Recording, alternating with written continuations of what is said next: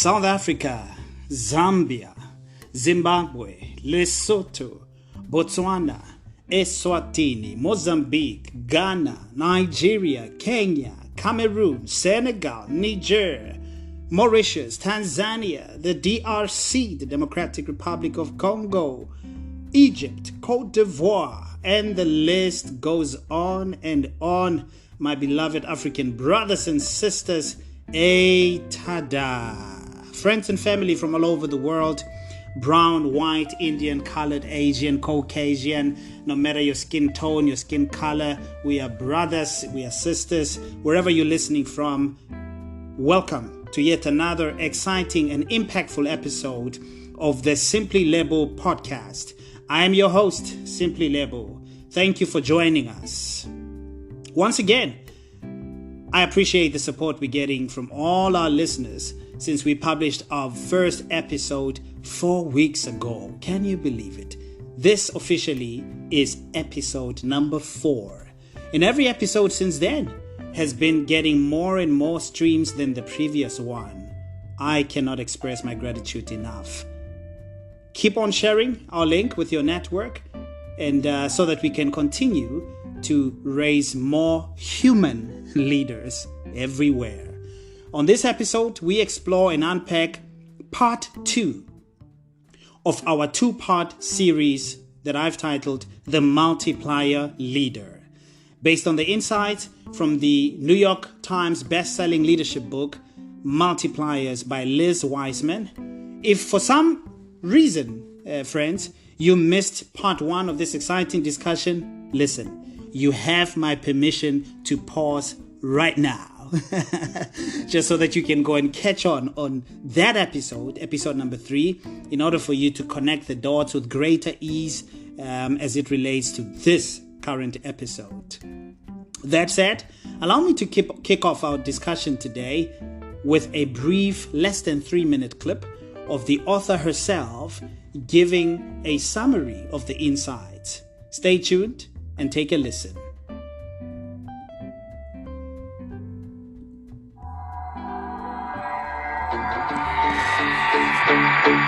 What is the fate of the smart and the talented?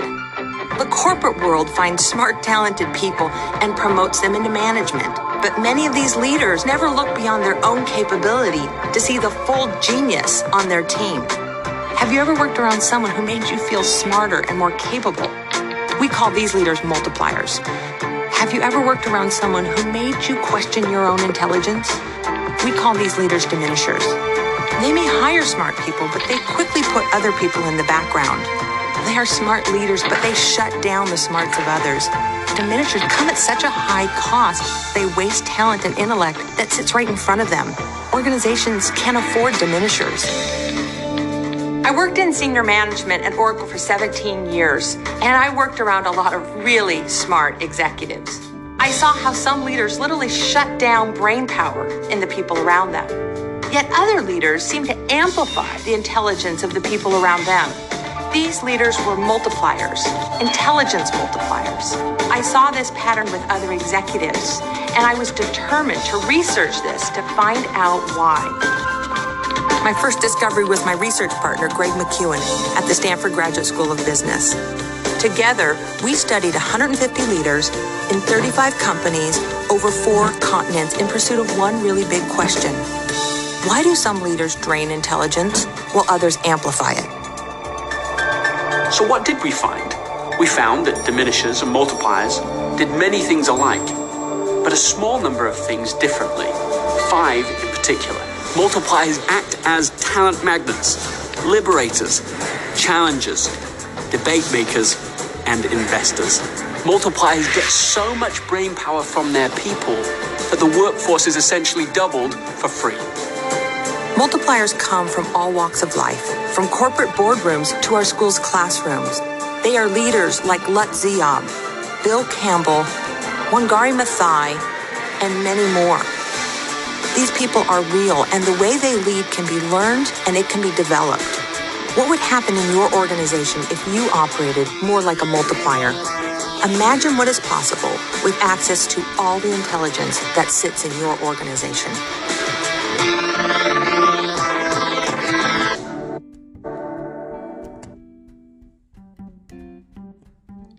right, fantastic. Welcome back, friends.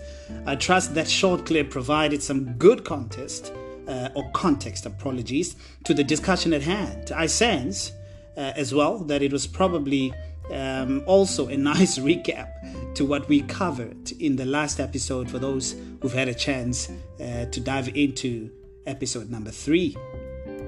So, as promised, in this episode, we're going to take a deeper dive into the findings of the research conducted by Liz and her team.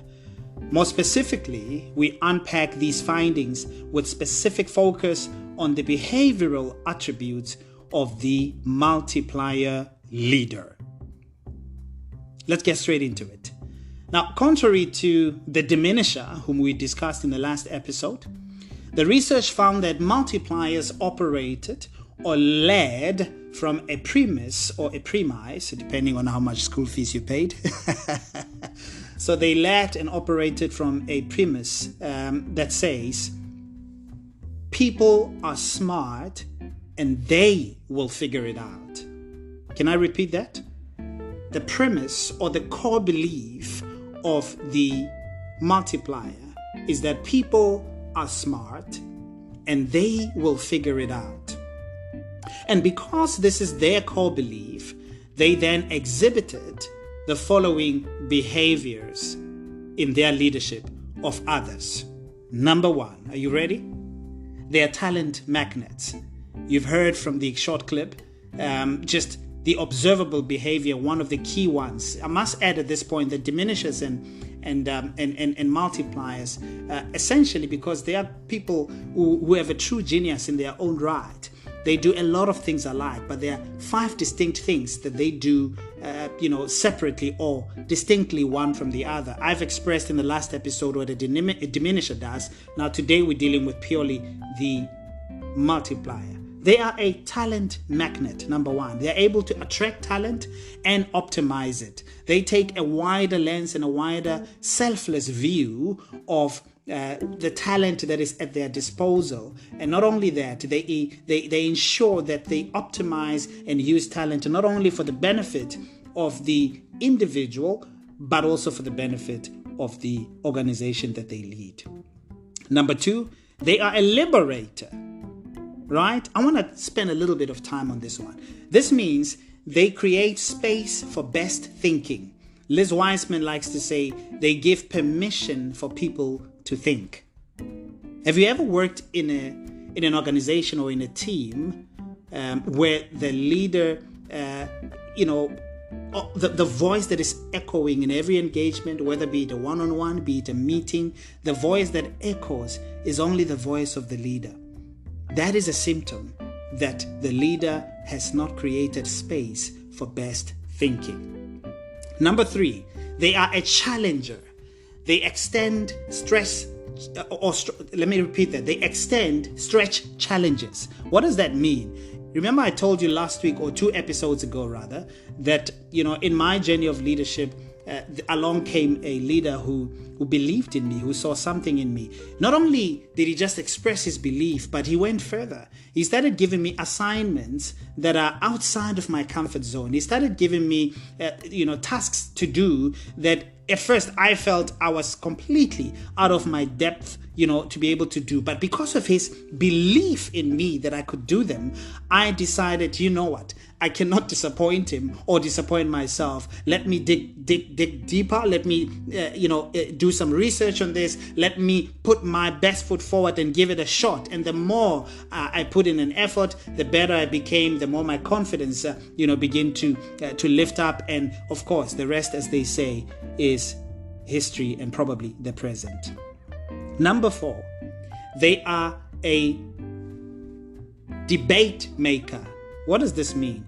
They debate and then they decide. So in essence, practically, so when they come with a suggestion, or when they come rather with a plan or a thought of how we can change things in the team, the leader must always have a plan or a couple of ideas up their sleeves. But instead of imposing those ideas, he comes in and he says, team, this is what I'm thinking. This is the problem we're facing. What do you think? Can we debate on this?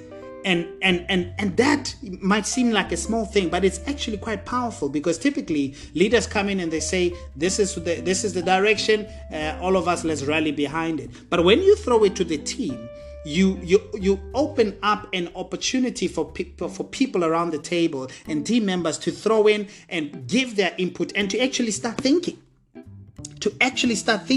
And more importantly, for them to feel that my ideas are valued, my ideas are seeing the light of day, even if their ideas, not all their ideas may be the ones that we go with, but because they've been thrown in the room that is being created by the debate maker leader, that creates an opportunity, for people to say, wow, I was able to air my views and we were able to decide. So whatever gets decided at the end of the day, it's a collective decision of the day, but the debate maker, the multiplier leader, steers that engagement at the end of the day, and ultimately it becomes it leads to the next one, which is number 5, which is what we call the investor. He instills a sense of ownership and accountability. So if you look at these two last points, number 4 and number 5, you arrive at a point where you realize, because people took part in a debate and eventually what the decision became, they therefore get to a point where they start owning the idea, they start owning the direction, they start owning the vision, and it doesn't just become the vision of the leader or the decision of the leader, right? So an investor is someone who instills a sense of ownership and accountability in the team, and they do that through giving back the power back to the team, but of course then coming back and holding the team accountable to what the team is committed to. And which person would not, be inclined to own something that they were a part of making or creating? Are you with me? All right, so these are the 5 things. If I can summarize them, they are a talent magnet, they are a liberator, they are a challenge maker, they are a debate maker, and they are an investor. Now, because they exhibit all of these behaviors, what is the impact and what is the outcome? Remember once again that scale from 0 to 100 that we spoke about in the last episode.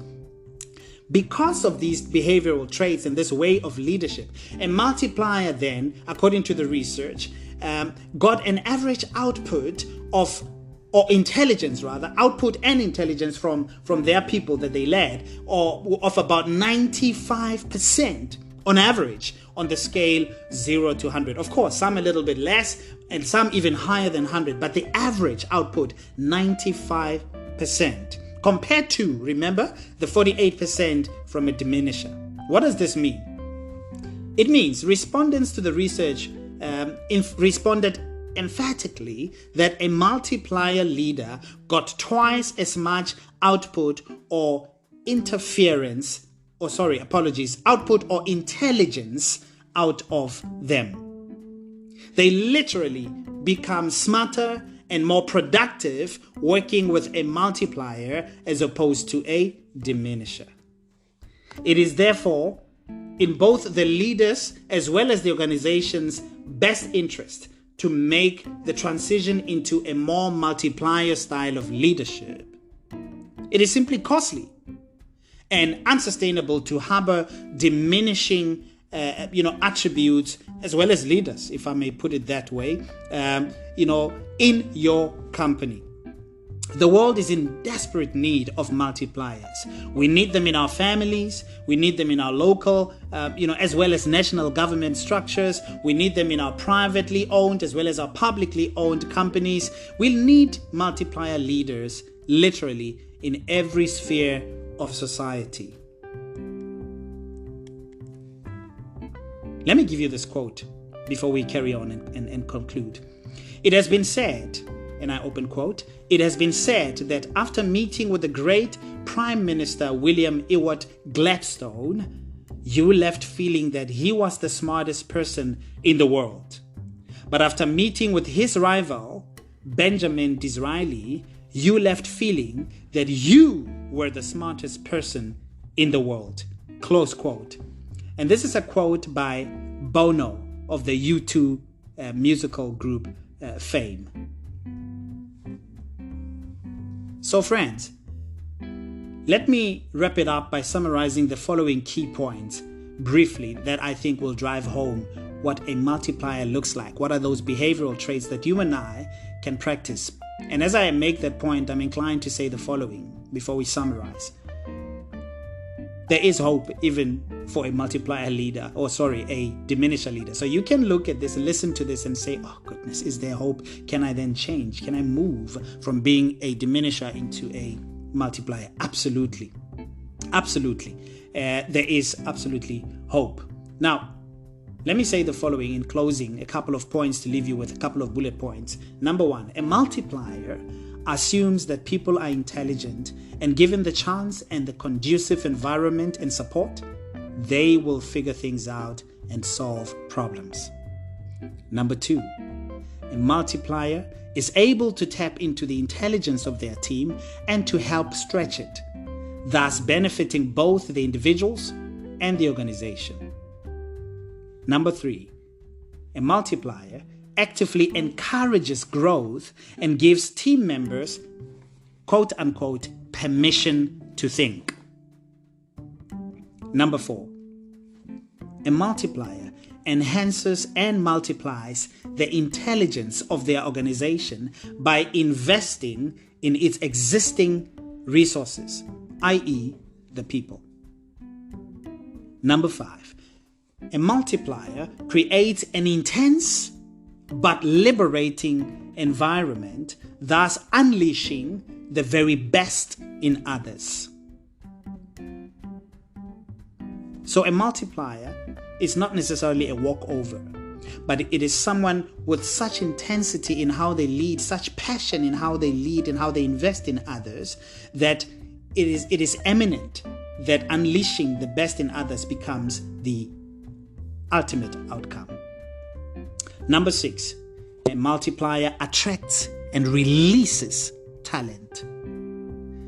The last point, a multiplier gives credit where it is due and instills a sense of, or rather a culture of ownership and accountability. Let me repeat that. A multiplier gives credit where it is due and instills a culture of ownership and accountability, as opposed to a diminisher. Remember, we spoke about this last week, who takes all the credit when things are going right, but deflects all the blame when things are going south. A multiplier is the exact opposite. He or she gives credit where it is due and instills a sense of, or a culture of, ownership and accountability.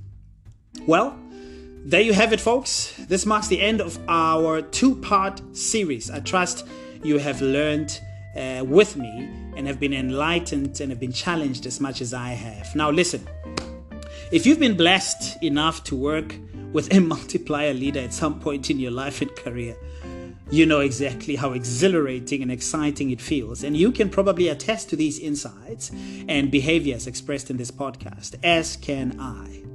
We therefore look forward to your voice notes and comments and, just sharing your own experiences and feedback post this episode. If you're interested in booking our leadership coaching and mentorship services for your organization, or to book us for a keynote address at your next leadership or management conference, please do email us at lebonyokongza@yahoo.com. That's LEBONYOKONGZA, no space, no funny characters, @yahoo.com. We will get in touch with you promptly to discuss and finalize a way forward. We're in the process of partnering with a leadership and training, leadership training and organization and consulting organization, which will help accelerate our mission to raise multiplier leaders everywhere across Africa and the world at large. Formal announcements to this effect will be made in due course. So, from myself, Simply Lebo, and the team here at the Simply Lebo podcast, I'm dropping the mic for this week. Until next week, tada!